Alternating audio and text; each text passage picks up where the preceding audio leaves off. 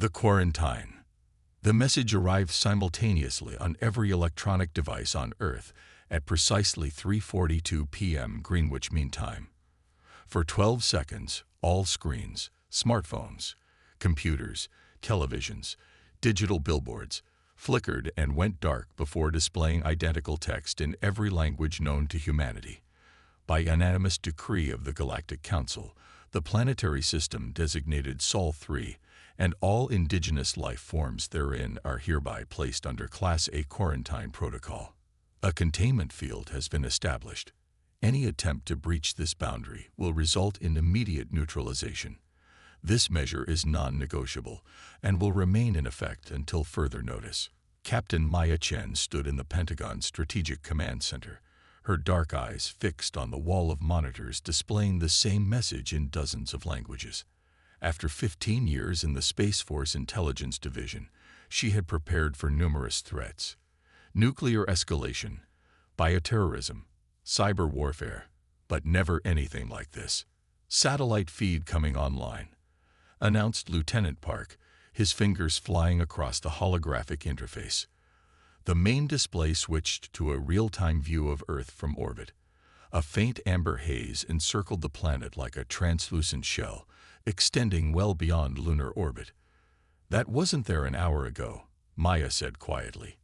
Analysis. Dr. Ravi Sharma, the lead quantum physicist, studied the incoming data. "It appears to be some kind of energy field. Our instruments can detect it, but nothing we're sending is penetrating beyond Mars orbit. We're effectively sealed in." The Joint Chiefs entered the room, followed by the Secretary of Defense and a tall woman with silver-streaked black hair and piercing eyes whom Maya didn't recognize. "Captain Chen." The Secretary nodded. "Meet Dr. Elise Ikeda, Director of SETI's Deep Space Monitoring Division." Dr. Ikeda wasted no time. "For the past 9 months, we've detected unusual signal patterns from the Kuiper Belt. 3 weeks ago, we identified artificial patterns suggesting non-human intelligence. We kept it classified while we verified." "You knew about potential alien contact for 3 weeks and didn't inform military intelligence?" General Wallace demanded. "We followed protocol," Dr. Ikeda replied evenly. "We weren't certain until now." Maya cut in. "What exactly is a Class A quarantine protocol?" Dr. Ikeda's expression darkened. "We have no idea, but the containment field appears to be a perfect sphere with a radius of approximately 250 million kilometers, just beyond Mars. Everything within that boundary. Earth, Moon, our space stations, Mars outposts, is completely isolated. Within 12 hours, space agencies worldwide confirmed the presence of the barrier. The ISS and Lunar Base Alpha reported no immediate effects other than complete communications blackout with missions beyond Mars. Panic spread across Earth as governments struggled to maintain order. Social media exploded with theories ranging from divine intervention to elaborate government conspiracies. "We need to understand what we're dealing with," Maya said during the Emergency Security Council meeting. "I propose a reconnaissance mission to the barrier's edge." The mission was approved. 48 hours later, Maya found herself aboard the Artemis, Earth's most advanced spacecraft, approaching the barrier near Mars orbit. As science officer, Dr. Sharma accompanied her, along with a small specialized crew. "Boundary approaching, 1,000 kilometers, announced Flight Commander Rodriguez. Maya floated to the viewport. At first, she saw nothing but stars, then noticed a subtle distortion, like heat waves rising from hot asphalt. "Energy readings are off the charts," Dr. Sharma reported. "The barrier structure is unlike anything in our physics models. It's not blocking matter, it's redirecting it, like a cosmic roundabout." "What does that mean?" Maya asked. "It means we could fly right into it and somehow end up where we started. An elegant quarantine solution, no destruction necessary." The ship's communication system crackled. "Captain Chen, we're detecting another vessel approaching our position." Maya rushed to the scanner. At first, she saw nothing but the faint shimmer of the barrier. Then a distortion resolved into a sleek craft about half the size of the Artemis. Its surface was a deep indigo with intricate luminescent patterns that seemed to flow like living circuitry. "Houston, we have visual confirmation of an unidentified vessel," Rodriguez reported, his voice remarkably steady. "Appears to be of non-terrestrial origin, holding position 300 meters from our location." Maya's tactical training kicked in. Defensive systems ready. Open communications on all frequencies. Before she could say more, a melodic voice filled the cabin, speaking perfect English. "Spacecraft Artemis, we mean no harm. We are representatives of the Sylvan Collective, a sovereign association outside Galactic Council jurisdiction. We wish to establish dialogue." Maya exchanged glances with her crew. "This is Captain Maya Chen of Earth. We're listening. The quarantine imposed upon your world is unjust. The Council fears what they do not understand, and humanity represents an anomaly in their careful categorization of sentient species. We wish to meet in person to discuss possibilities." "How do we know this isn't a trap?" Rodriguez whispered. Maya considered this. "If they wanted to harm us, why bother talking?" She activated the comm. "We're open to a meeting. What do you propose?" 3 days later, Maya led a small team through the dense Amazon rainforest, following coordinates provided by the Sylvan representatives. The heat and humidity were oppressive, but Maya barely noticed, her mind racing with possibilities and threats. "Signal's getting stronger," said Specialist Jackson, checking his handheld tracker. "Whatever it is, it's putting out some serious energy for something so small." They emerged into a small clearing where a perfect circle of vegetation had been flattened. In the center sat what appeared to be a metallic sphere about 2 meters in diameter, hovering half a meter above the ground. "Hold position," Maya ordered, raising her hand. Dr. Ikeda, who had insisted on joining the field team, stepped forward cautiously, scanning the object. "It's some kind of automated probe. Been here for weeks according to soil compression patterns." The sphere suddenly shifted, its surface rippling like liquid mercury, before splitting along an invisible seam. Maya and her team raised their weapons, but Dr. Ikeda held up her hand. "Wait," she said. "It's not aggressive." From the opening emerged a holographic projection of a humanoid figure with elongated limbs, a slender torso, and delicate features. Its skin was iridescent with patterns similar to those on the alien ship Maya had encountered. "I am Thelavex of the Sylvan Collective," the figure announced. "This automated interface allows me to communicate safely across distances." "Safe for whom?" Maya asked. The alien's expression shifted in what might have been amusement. "For both of us, Captain Chen. My physical form would find your atmosphere caustic, and you might find my natural biochemistry unsettling. You know who I am. We have been monitoring your response to the quarantine. Your approach intrigues the collective." Dr. Ikeda stepped forward. "Why has Earth been quarantined?" "Officially, because humanity represents an unacceptable risk to galactic stability. Your technological development is proceeding at an unprecedented rate, while your biological evolution lags behind. This creates what the Council terms a dangerous imbalance." "And unofficially?" Maya pressed. Thalavex's hologram flickered slightly. "Unofficially, humanity possesses something the Council fears. A unique combination of genetic adaptability and cognitive potential that defies their predictive models." "What does that mean in practical terms?" asked Dr. Ikeda. "It means that while most species' evolutionary paths can be mathematically predicted over millennia, yours cannot. You are, in essence, a wild card in the carefully balanced galactic ecosystem." Maya exchanged glances with Dr. Ikeda. "So they've trapped us here because they can't predict what we'll become." "Precisely. The Council operates on principles of order and control. Unpredictability is considered a threat, but the Sylvan Collective believes differently. We see humanity's potential as valuable, worth nurturing rather than containing." "Why would you help us?" Maya asked, suspicion evident in her tone. Because the collective was once in a similar position. Our biological adaptation capabilities drew council concerns centuries ago. We were forced to compromise our development to gain acceptance. We do not wish to see your species face the same limitations. Thelevex's hologram raised a hand, and a complex three-dimensional model appeared beside him. This is a simplified representation of human DNA compared to other sentient species in the galaxy. The model showed a double helix surrounded by pulsing nodes of light, alongside 5 other similar but distinctly different structures. Most species have between 8% and 12% junk DNA, genetic material with no apparent function. Humans have over 45%. The Council believes this is evidence of your incomplete evolution, Thelevex continued. But our research suggests this genetic material is not junk at all, but rather potential, like blank pages waiting to be written upon. Your species can adapt to new environments and stressors at rates that would require deliberate genetic engineering in other species. So we're genetic wildcards, Maya concluded.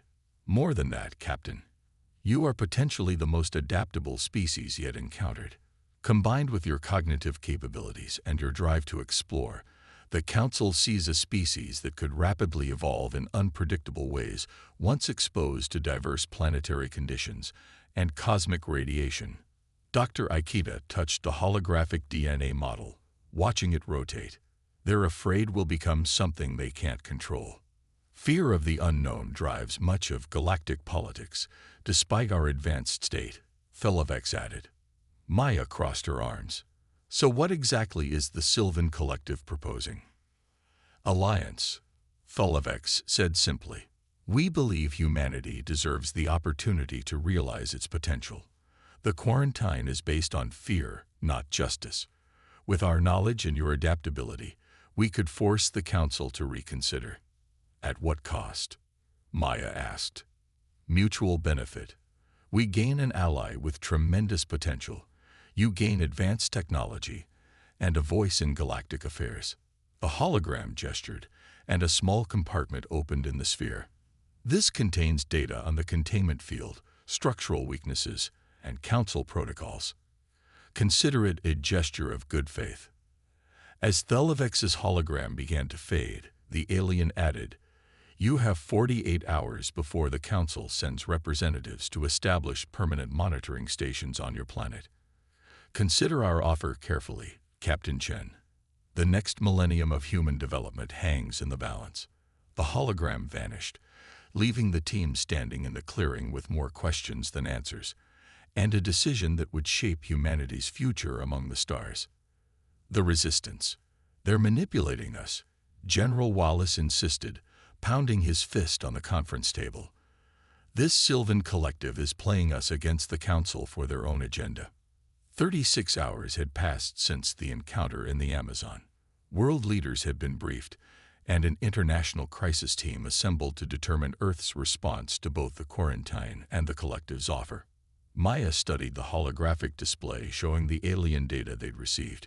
Possibly. But their information about the containment field matches everything our scientists have observed. And they could have attacked us at any point, Dr. Sharma added. The genetic analysis they provided explains several evolutionary anomalies we've never been able to account for. There's truth in what they're telling us, even if it's not the whole truth. President Alvarez, who had been quietly listening, finally spoke. Dr. Ikeda, you've analyzed their data extensively. What's your assessment? The Sylvans demonstrated consistent behavior. They had multiple opportunities to act against us, but didn't. They seemed genuinely concerned about the quarantine's impact on our development. But can we trust them enough to form an alliance against a vastly more powerful organization we know nothing about? Alvarez pressed. I don't think we have much choice, Maya said. In 12 hours, Council officials will arrive to establish permanent monitoring. Once that happens, any chance of negotiating from a position of strength evaporates. The room fell silent as the implication sank in. What about the containment field analysis? Alvarez asked. Do we have options there? Dr. Sharma stepped forward. According to the Sylvan data, the field has periodic fluctuations, microscopic windows where its redirection properties briefly weaken. With precise timing, a specially shielded craft might squeeze through. To what end? Wallace demanded. One ship escapes, and then what? We demonstrate that humanity won't be caged, Maya replied. We show both the Council and the Collective what we're capable of. Alvarez nodded slowly. Prepare a plan. But we need insurance, a way to protect Earth if this goes sideways. There might be something, Dr. Ikeda said hesitantly. The Sylvan data mentioned Council protocols for first contact scenarios. If we can prove we meet certain criteria, they're bound by their own laws to reconsider our status. What criteria? Alvarez asked. Dr. Ikeda pulled up a new display. It's complicated, but essentially it comes down to demonstrating harmonic potential, the ability to contribute to galactic stability rather than disrupt it. And how exactly do we demonstrate that? Wallace asked skeptically. By doing something uniquely human, Dr. Sharma interjected, a spark of inspiration in his eyes. Something that showcases our adaptability, ingenuity, and cooperative potential simultaneously. The plan came together in 15 frantic hours. The prototype vessel christened Phoenix had been a classified project, a next-generation spacecraft incorporating experimental propulsion systems. Now, with modifications based on the Sylvan data, it represented humanity's best hope for breaching the containment field. Maya would lead the mission, accompanied by Dr. Sharma and a small crew of specialists. Their objective: breach the barrier at a calculated weak point, make contact with Sylvan representatives waiting beyond, and return with proof of humanity's worth to present to the Aragon Council delegation. As the Phoenix prepared for launch from a remote Pacific facility, another team led by Dr. Ikeda worked to implement the second phase of the plan, what President Alvarez had called their insurance policy. Launch sequence initiated, announced Lieutenant Diaz, the Phoenix's pilot. All systems nominal. Maya felt the vibration as the experimental engines engage. On a normal day, this maiden voyage would have made headlines worldwide. Today it was happening in complete secrecy, shielded from both public knowledge and, hopefully, Council detection. Approaching stratospheric boundary, Diaz reported. Stealth systems engage. The Phoenix climbed rapidly, its revolutionary propulsion system pushing it to speeds no human craft had achieved before. Within minutes, they had left Earth's atmosphere behind. Barrier approximately 20,000 kilometers ahead, Dr. Sharma announced, monitoring the advanced sensors. I'm detecting the fluctuation patterns, exactly as predicted. Maya nodded. Lieutenant Diaz, synchronize approach with the calculated window. Synchronizing. We'll have less than 3 seconds to make the transition. The barrier became visible through the viewport, a subtle distortion in the starfield, like looking through flowing water. Maya felt her pulse quicken. Everything hinged on their calculations being correct. Window opens in 3, 2, 1. Now. The Phoenix surged forward. For a moment, the viewports filled with a prismatic cascade of light as they hit the barrier. The ship shuddered violently. Hull integrity at 68%, reported Engineer Ortiz from below deck. Structural stress exceeding design parameters. Hold course, Maya ordered, gripping her command chair as alarms blared throughout the ship. Then suddenly, everything went quiet. The view screens cleared. Status, Maya demanded. Dr. Sharma checked his instruments, then looked up with a mix of awe and triumph. We're through. We're beyond the containment field. Before they could celebrate, their communication system activated automatically. Phoenix craft, this is Sylvan Vessel Starlight, came a now familiar melodic voice. Congratulations on your breakthrough. We've been expecting you. A massive ship shimmered into visibility ahead, the same indigo luminescent design they had encountered before, but much larger. Sylvan Vessel, this is Captain Chen. We've come to negotiate. There's been a development, Captain. Council enforcers detected your barrier breach. They're en route to your position and to Earth. We must act quickly. Maya felt her stomach tighten. What kind of response are we talking about? Nothing hostile yet, but they'll attempt to force your return and may strengthen the containment field. We should proceed to the Nexus immediately. The Phoenix followed the Sylvan ship deeper into space, accelerating to velocities that should have been impossible for Earth technology. Within hours, they approached what appeared to be a massive space station, a gleaming structure of interconnected rings orbiting an artificial star. The Nexus, the Sylvan representative explained. Neutral territory where council matters are arbitrated. Your timing is fortunate. The full council is in session. Back on Earth, the council delegation had arrived. 3 elongated spacecraft that took up position in orbit, ignoring all attempts at communication. Dr. Ikeda watched from mission control as smaller craft descended toward predetermined locations around the planet. They're deploying their monitoring stations, she observed. Are we ready? President Alvarez nodded. Activate the network. Dr. Ikeda initiated the sequence. Across Earth, thousands of specially modified communication arrays simultaneously activated, creating a planetary-scale quantum network that the Sylvan data had suggested would be recognizable to any advanced civilization. Signal broadcasting, Dr. Ikeda confirmed.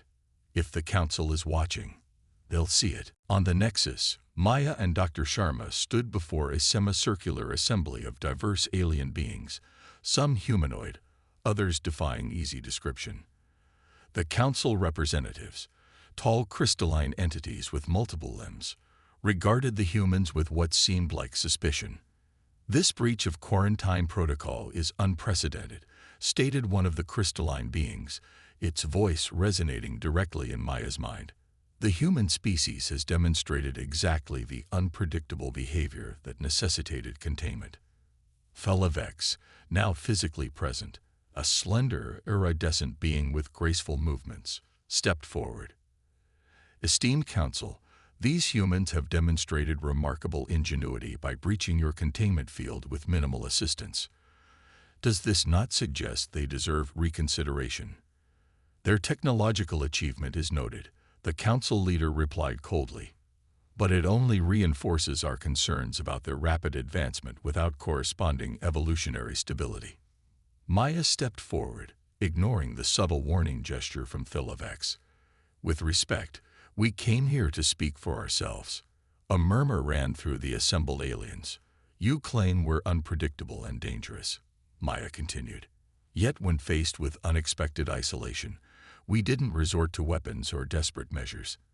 Instead, we sought understanding, formed alliances, and found a diplomatic solution. The quarantine was implemented precisely because your species cannot be predicted, the crystalline being stated. Your genetic structure contains too many variables, too much potential for rapid, uncontrolled evolution once exposed to diverse cosmic environments. You could become anything.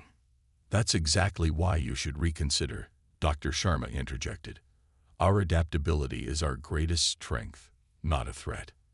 The Council leader's crystalline form pulsed with light. Even now, our representatives report that your planet has activated a synchronized quantum network, technology your species should not possess. We call it the harmonic array, Maya said, her heart racing. This was the gamble. Everything depended on the next few moments. It's not a weapon. It's a demonstration. On cue, Dr. Sharma activated the small device they had brought from Earth. A holographic display appeared in the center of the chamber, a real-time visualization of Earth's newly activated network. Countless points of light pulsed in perfect synchronization, creating complex, evolving patterns.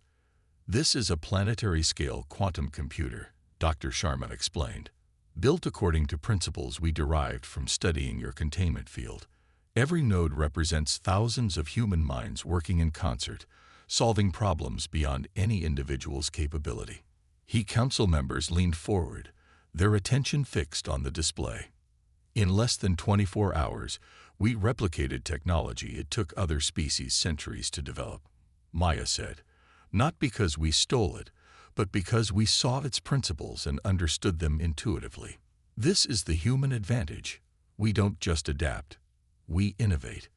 And what does this network do? Asked another council member, its form shifting like mist.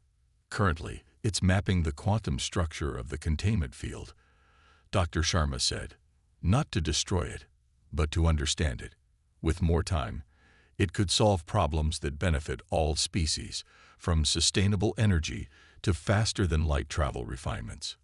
You propose that your unpredictability is not a threat, but an asset to galactic civilization. The council leader asked, its tone unreadable. Exactly, Maya replied. Diversity strengthens any ecosystem.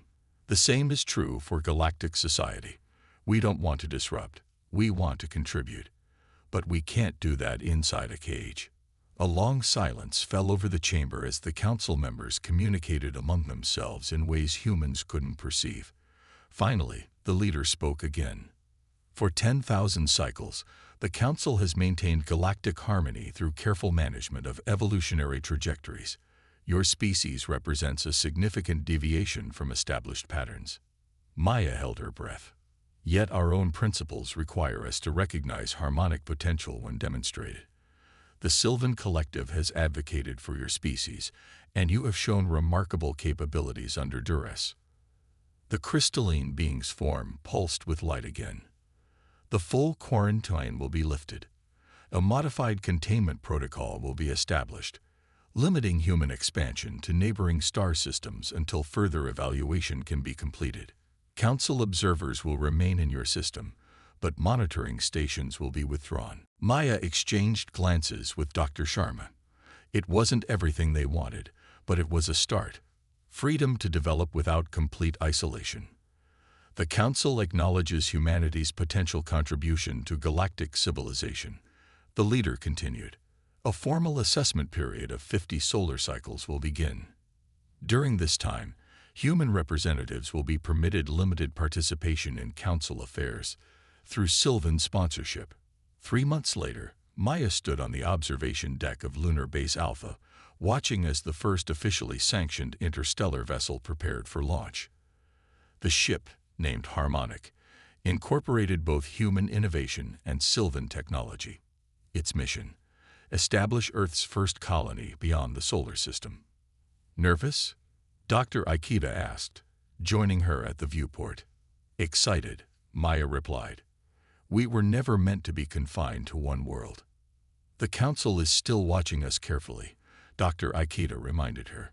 This is just the beginning of a long evaluation. Maya smiled. Let them watch. Every challenge they've given us, we've exceeded. That's what humans do. Below them, Earth gleamed blue and white against the blackness of space, no longer isolated, no longer quarantined. The amber barrier was gone, replaced by discrete monitoring satellites that maintained the Council's modified restrictions. You know, Dr. Sharma said, joining them, the Sylvans told me something interesting yesterday. Apparently, there's an old council saying, the species that adapts fastest inherits the stars. They meant it as a warning, Maya replied. I think we just proved it's a promise. As the Harmonic ignited its engines and began its journey to the stars, Maya thought about how quickly humanity had overcome the quarantine, not through force, but through ingenuity, cooperation, and the uniquely human ability to turn limitations into opportunities. The Galactic Council had declared Earth off-limits. That was their first mistake.